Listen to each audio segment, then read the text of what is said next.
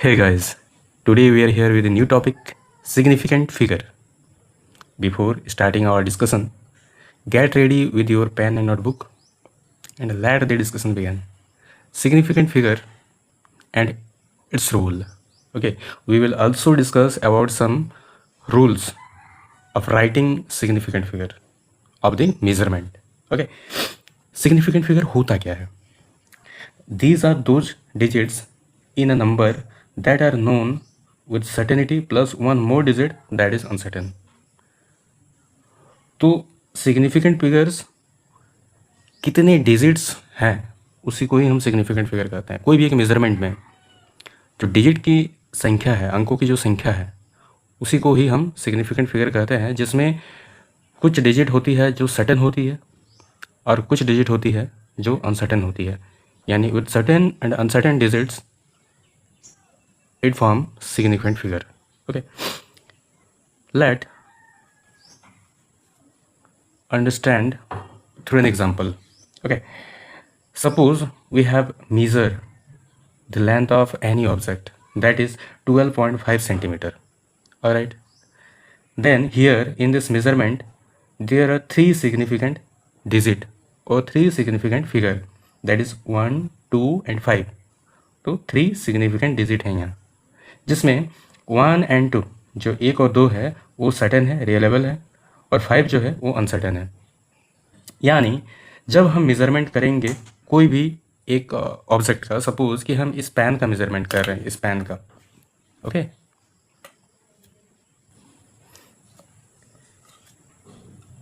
और हम इस मीटर स्केल के सहारे इसका मेज़रमेंट कर रहे हैं, okay, and we got it suppose 12.5। यहाँ तो है नहीं, तो मैंने एक एग्जांपल ऐसे लिया हुआ है, तो मान के चलते हैं कि ये 12.5 सेंटीमीटर मेज़र किया गया मीटर स्केल से। कितना? 12.5 सेंटीमीटर। ये मैंने मीटर स्केल से इसको मेज़र किया।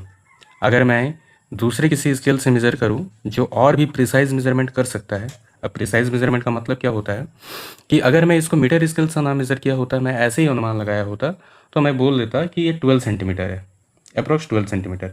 लेकिन जब मैंने मीटर स्केल का इस्तेमाल किया तो ये इसको और भी प्रिसाइज मेज़र किया।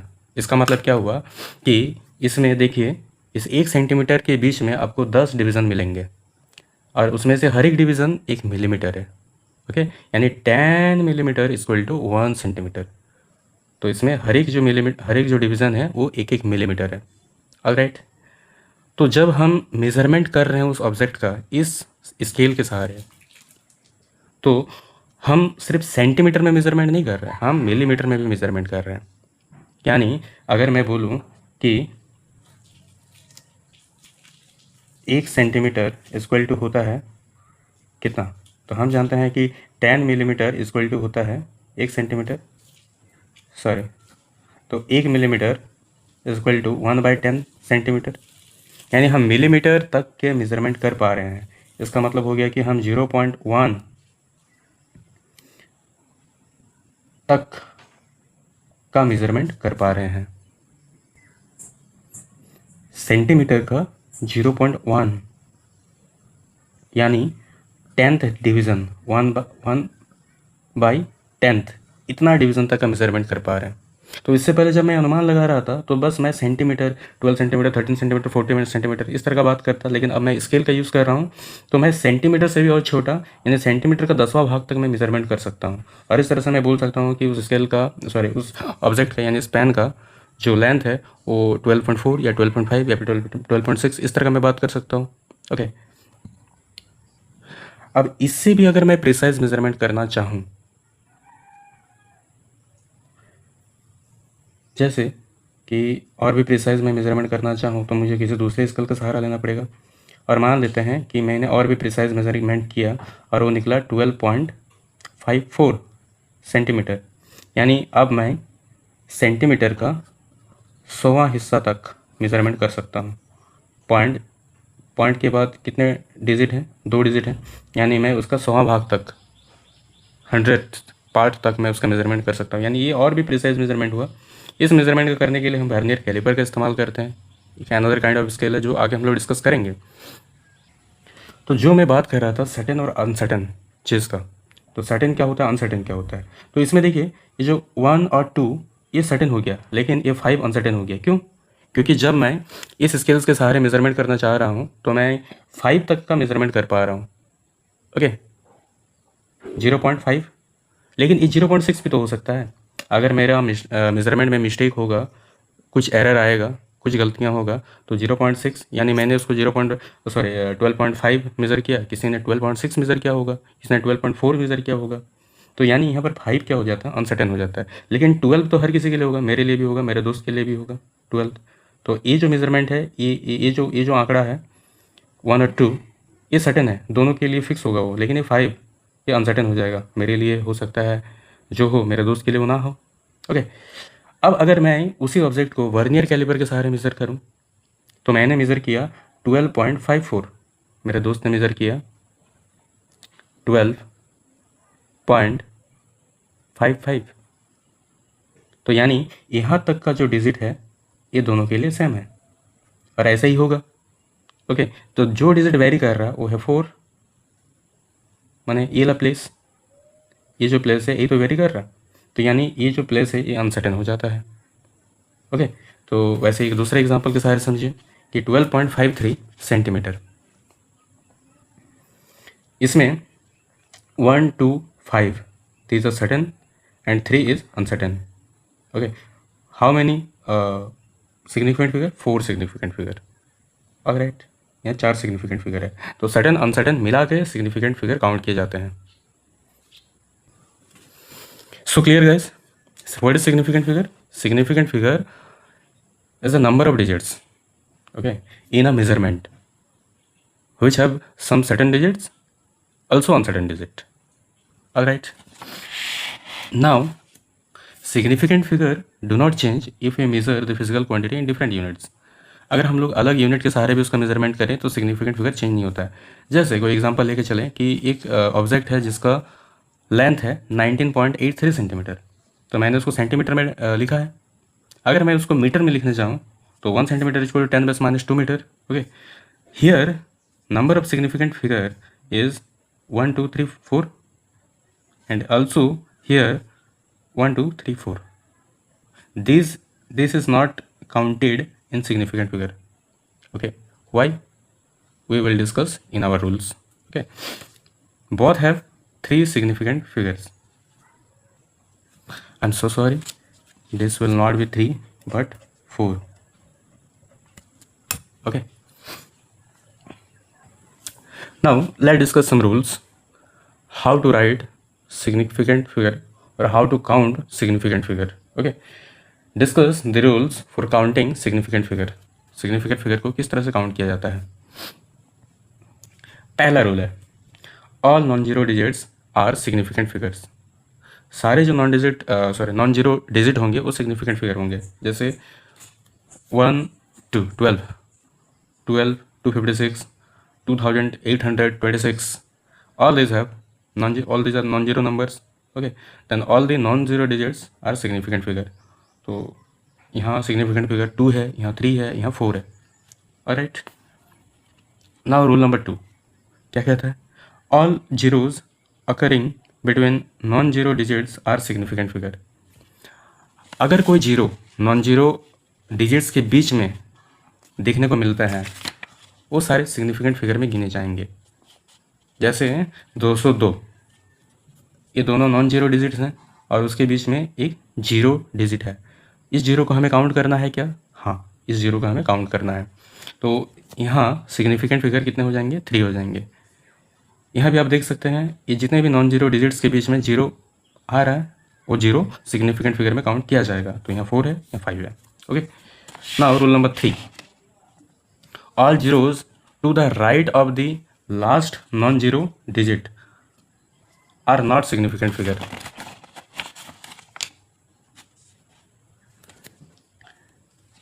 All the zeros to the right of the last non-zero digits are not the significant figure.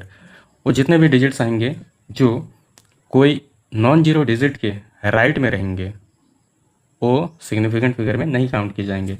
जैसे 10, इसमें जो नॉन जीरो डिजिट है 1 है और जीरो जो है उसके राइट साइड में आ रहा है। ओके, राइट साइड में आ रहा है। तो इस तरह से यहाँ जीरो वो सिग्निफिकेंट फिगर में नहीं काउंट किया जाएगा, और इस तरह से यहाँ पर जो सिग्निफिकेंट फिगर है वो 1 होगा, यहाँ 2 होगा, यहाँ 3 होगा।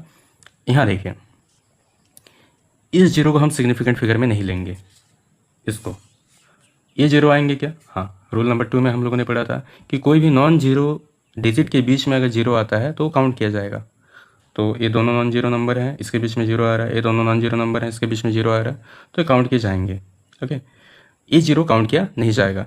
तो यहाँ significant figure 1 2 3 4 5, here this number of significant figure is 5। All right guys,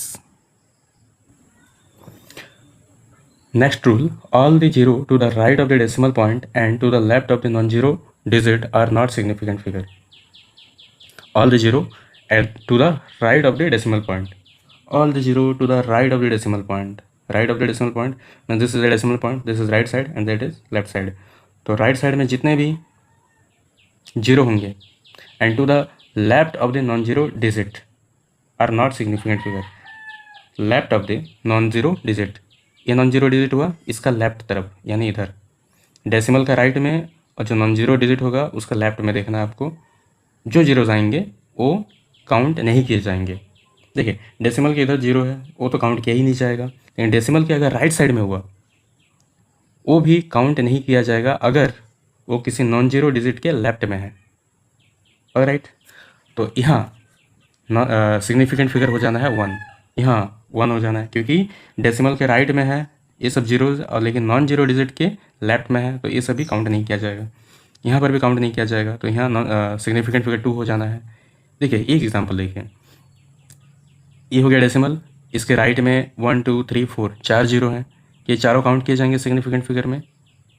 सिर्फ इतना देखना नहीं है, डेसिमल के राइट साइड में नहीं देखना है हमें फिर नॉन जीरो डिजिट के लेफ्ट में देखना है। तो नॉन जीरो डिजिट ये हो गया, इसके लेफ्ट में ये जीरो है, तो क्या काउंट नहीं किया जाएगा, लेकिन उसके बाद तो 2 भी है, तो इसलिए ये काउंट किया जाएगा। फिर से तो नॉन जीरो डिजिट एग्जिस्ट कर रहा है ना, तो उन दोनों के बीच में अगर होगा तो काउंट किया जाएगा।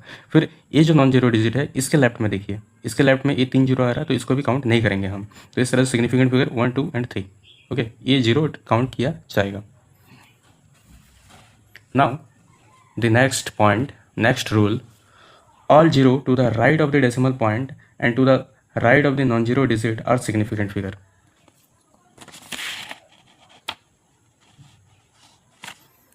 All the zero to the right of the decimal point, all the zero to the right of the decimal point. तो ये decimal point उसका राइट या लेफ्ट, तो इसका राइट तरफ जो भी जीरो होंगे, and to the right of the non zero digit, ये नॉन जीरो डिजिट हुआ इसका राइट, डेसिमल का राइट इधर हो गया, इस नॉन जीरो नंबर का भी राइट इधर हो गया, तो क्या वो सिग्निफिकेंट फिगर में काउंट किए जाएंगे? यस, वो सिग्निफिकेंट फिगर में काउंट किए जाएंगे।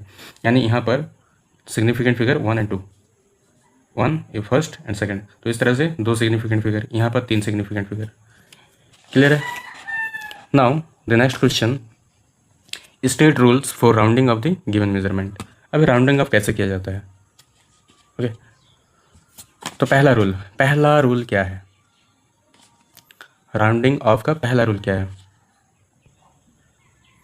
ठीक है, पहला रूल क्या कहता है कि if the digit to be dropped in the number of less than 5 then the preceding digit remains unchanged.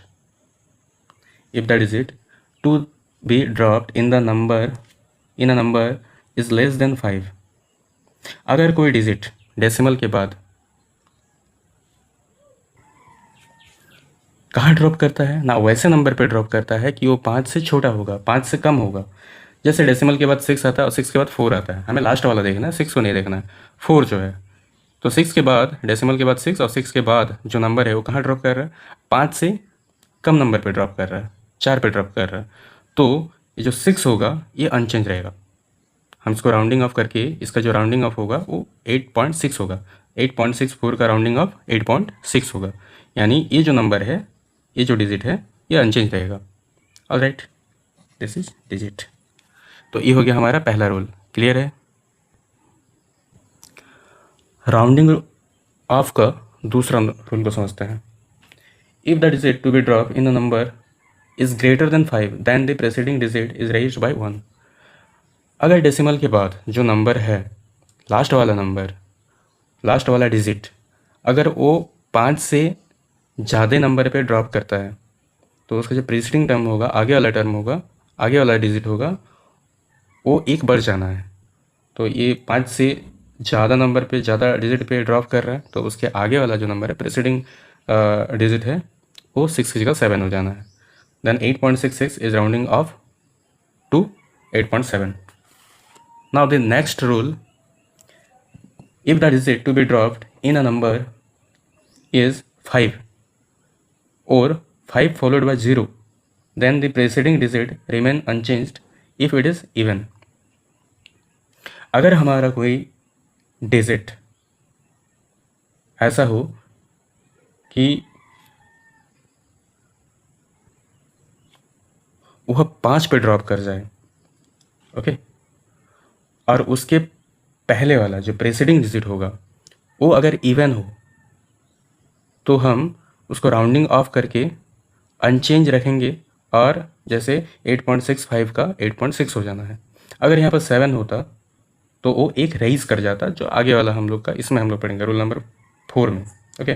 तो 8.65, तो हमें क्या देखना है, कहाँ पर ड्रॉप कर रहा है, 5 में ड्रॉप कर रहा है। तो हमारे लिए मुश्किल था कि हम राउंडिंग ऑफ करके 6 की जगह क्या लिखें। तो हमें ये देखना है कि 5 पे अगर ड्रॉप कर रहे हैं और उसके आगे क्या है, 6 है, यानी इवन है। अगर इवन होगा तो हम राउंडिंग ऑफ करके उसको अनचेंज करके लिखेंगे, 8.6 लिखेंगे, ओके। फिर इसी में और दूसरा था कि फॉलोड बाय 0, अगर 5 के बाद पे 0 आता है तो फिर भी हम उसको राउंडिंग ऑफ करके 8.6 से लिखेंगे, alright. Now the next rule, कि अगर कोई डिजिट ऐसे 5 पे ड्रॉप करे या फिर 5 के बाद 0 आ जाए और प्रेसिडिंग जो डिजिट होगा अगर वो ओड हो तो बस एक बढ़ के लिखा जाएगा, एक बढ़ा के लिखा जाएगा, एक ऐड करके लिखा जाएगा। जैसे 8.75, इसमें 5 पे ड्रॉप कर रहा है लेकिन उसके पहले वाला जो टर्म है, पहला जो डिजिट है वो है 7 जो कि ऑड है। तो हम प्रेसिडिंग जो टर्म है, नंबर डिजिट है, उसको एक बढ़ा के लिखेंगे तो 8.8 हो जाना है। फिर इसी में था कि 0 अगर फॉलो करे 5, तो 5 के बाद 0 आ रहा है, तो इस केस में भी हमें आगे देखना है कि वो ऑड है कि इवन है। तो ऑड है तो एक बढ़ा के लिखेंगे तो 8.8। होप कि ये सारे रूल आपको क्लियर होंगे। Now come to the next question. अगर सिग्निफिकेंट फिगर इस तरह कोई मेजरमेंट किए कि सेम क्वांटिटी का मेजरमेंट किया हम लोगों ने और वो डेसिमल में आ रहा है, ओके, तो अलग अलग मेजरमेंट है, अगर हम उसको ऐड करेंगे और फिर हम उसको सिग्निफिकेंट फिगर को लिखना चाहेंगे तो कैसे लिखा जाएगा। तो देखिए, एडिशन और सब्ट्रैक्शन, इस केस में फिर हम लोग पढ़ेंगे मल्टीप्लिकेशन और डिवीजन के केस में। फॉर एडिशन और subtraction, rule number 1, if the sum of quantities should have the sum of quantities should have the same number of digit to the right of the decimal as the measurement with the smallest number of digit to the right of the decimal। इसको example की जरिए समझते हैं। कहना क्या चाहते हो, क्या कहना चाहता है, देखिए कि हम लोगों ने मेजरमेंट किया, 2 लेंथ का मेजरमेंट किया, माने 2 ऑब्जेक्ट का लेंथ का मेजरमेंट किया। पहला वाला ऑब्जेक्ट का लेंथ आया 12.32 मीटर और दूसरा वाला ऑब्जेक्ट का जो लेंथ आया वो 100.112 मीटर। अगर इन दोनों में बात किया जाए तो कौन ज़्यादा प्रिसाइज है, ये ज़्यादा प्रिसाइज है। अब प्रिसाइज का मतलब क्या होता है कि कितना ज़्यादा हम एक्यूरेट मेजरमेंट कर पा रहे हैं, ओके। तो यहाँ ज़्यादा हम एक्यूरेट मेजरमेंट कर पा रहे हैं ना उस ऑब्जेक्ट का, क्योंकि ये हम लोग मीटर का 100 प्लेस तक जा रहे हैं, 1000 प्लेस तक जा पा रहे हैं, और यहाँ पर हम लोग मीटर का 100 प्लेस तक जा पा रहे हैं, यानी यहाँ ज़्यादा प्रिसाइज मेजरमेंट कर पा रहे हैं, ओके। अब बोल रहा है कि ये 2 नंबर को जब जोड़ेंगे हम लोग, इस 2 लेंथ को जब जोड़ेंगे तो जोड़ने पर क्या आएगा, ये आंसर आएगा, इन दोनों लेंथ को अगर जोड़ा जाएगा। लेकिन यहाँ सिग्निफिकेंट फिगर कितने होंगे, तो एक्चुअली इसको लिखा जाएगा इस तरह से। और इस तरह से क्यों लिखा जाएगा, इसका कहना है, रूल का कहना है कि जो लिस्ट प्रिसाइज होगा ना उसी को लिखा जाएगा। तो लिस्ट प्रिसाइज कितने प्लेस तक है, 1/100 प्लेस तक है, मीटर का 1/100 प्लेस तक है, और ये 1/1000 प्लेस तक है ना, मीटर का 1000 प्लेस तक है और ये मीटर का 100 प्लेस तक है। तो हमें लिस्ट प्रिसाइज को लेके चलना पड़ेगा, यानी 100 प्लेस तक को लेके चलना पड़ेगा, यानी 4.3 तक ही होगा, 2 नहीं होगा, तो 112.43 मीटर होगा। तो this will be the answer and here the significant figure is 1 2 3 4 5, 5 होगा significant figure, 1 2 3 4, these are the certain and this is uncertain. Alright guys, okay, come to the next rule. For multiplication और division, अगर हम कोई भी 2 quantity का measurement करके हम उसके नंबर्स को मल्टीप्लाई कर रहे हैं, उसके वैल्यू को मल्टीप्लाई कर रहे हैं या डिवीज़न कर रहे हैं, तो फिर क्या सिग्निफिकेंट फिगर क्या होना है। तो बोल रहा है कि significant figure in a final result equal to the least number of the significant figure in any number. तो दोनों में से कोई भी जो नंबर होगा जिसमें सिग्निफिकेंट फिगर लिस्ट होगा, सॉरी हाँ, लिस्ट नंबर वाला सिग्निफिकेंट फिगर को ही लिखा जाएगा, यानी जो लिस्ट नंबर होगा, समझ जाइए। इससे पहले वाला जो था ये भी वही है। तो यहाँ एक्स और वाई, सपोज कि हमने मेजरमेंट किया और एक्स आया 4.192 एंड वाई 2.02। लिस्ट प्रिसाइज कौन है? ये है। कितने प्लेस तक मेजरमेंट है? 1/100। और ये कितना? ये 1/1000, यानी 1000 प्लेस तक, 1/1000 प्लेस तक का मेजरमेंट है, ये 1/100 तक प्लेस का मेजरमेंट है। तो दिस इज लिस्ट प्रिसाइज। जब मल्टीप्लाई करके लिखेंगे तो आएगा आंसर इतना, लेकिन हमें लिस्ट प्रिसाइज को लेकर चलना है, तो हमारा आंसर हो जाएगा 8.46। अब बात है कि हम 6 लिखेंगे या 7 लिखेंगे, तो हमें देखना है फिर इधर क्या चीज़ है। इसे राउंडिंग ऑफ करके 6 को 7 लिखा गया। ओके, तो राउंडिंग ऑफ के जो रूल हैं उसको अप्लाई करके आप इसको समझ सकते हैं। इसके बाद है x अपॉन वाई डिवाइड करेंगे, तो हम मान के चलते हैं कि x अपना 7500 है और y अपना है 20.83। डिवाइड करेंगे तो आना है इतना आंसर। अब जो राउंडिंग ऑफ करके लिखा जाएगा, सॉरी सिग्निफिकेंट फिगर लिखा जाएगा, तो हमें लिस्ट प्रिसाइज को देखना पड़ेगा। तो लिस्ट प्रिसाइज कौन है? ये हुआ, क्योंकि इसका डेसिमल के बाद कितना है? 0.00000 है, यानी डेसिमल के बाद 0 ही है। तो ये ज़्यादा लिस्ट, ये कम प्रिसाइज हुआ, ये ज़्यादा प्रिसाइज हुआ। क्लियर? तो इसका आंसर क्या हो जाना है? 360, क्योंकि यहाँ तो डेसिमल के बाद 0 है, तो हमें इन चीज़ों को नहीं लेना है। ये कम प्रिसाइज है और हमें कम प्रिसाइज वाली चीज़ को ही लेके चलना है। ओके, तो यहाँ हमारा सिग्निफिकेंट फिगर कंप्लीट होता है। ओके, तो इस तरह का राउंडिंग ऑफ वगैरह इस तरह का करके हम अपनी कैलकुलेशन को ईजी कर सकते हैं, यही इसका रोल है। नेक्स्ट लेक्चर पे हम बात करेंगे एरर। बहुत ही तगड़ा टॉपिक है, गलती के बारे में हम लोग पढ़ेंगे। क्या बात है, हम गलती के बारे में पढ़ेंगे, गलतियों के बारे में पढ़ेंगे, एरर, है ना। तो गलतियों के बारे में पढ़ना बहुत ज़रूरी है ताकि हम सही चीज़ों को पकड़ पाएँ, सही चीज़ों को पढ़ पाएँ। ओके, इसीलिए गलतियों के बारे में भी जानना जरूरी है। तो हम किन किन तरह की गलतियाँ करते हैं जब मेजरमेंट करते हैं, इन सब पे हम चर्चा करेंगे अगले क्लास में। ओके, तो आज हम लोगों ने पढ़ा सिग्निफिकेंट फिगर क्या होता है, सिग्निफिकेंट फिगर को लिखने के लिए क्या रूल्स हैं, यानी कितने सिग्निफिकेंट फिगर है, कोई एक मेज़रमेंट का जो वैल्यू है उसमें कितने सिग्निफिकेंट फिगर हैं, उसको लिखने के जो रूल है उसको हम लोगों ने जाना। और फिर हम लोगों ने जाना राउंडिंग ऑफ कैसे किया जाता है, उसके क्या रूल्स हैं। और फिर जब दो या ज़्यादा फिजिकल क्वांटिटी को ऐड किया जाता है, सब्ट्रैक्ट किया जाता है, या मल्टीप्लाई या फिर डिवीज़न किया जाता है, डिवाइड किया जाता है, तो फिर उसके सिग्निफिकेंट फिगर कैसे लिखे जाते हैं, ये हम लोगों ने जाना। तो चलिए मिलते हैं अगले लेक्चर पे, तब तक के लिए मस्त रहिए, खुश रहिए, पढ़ते रहिए। मिलते हैं नेक्स्ट लेक्चर में।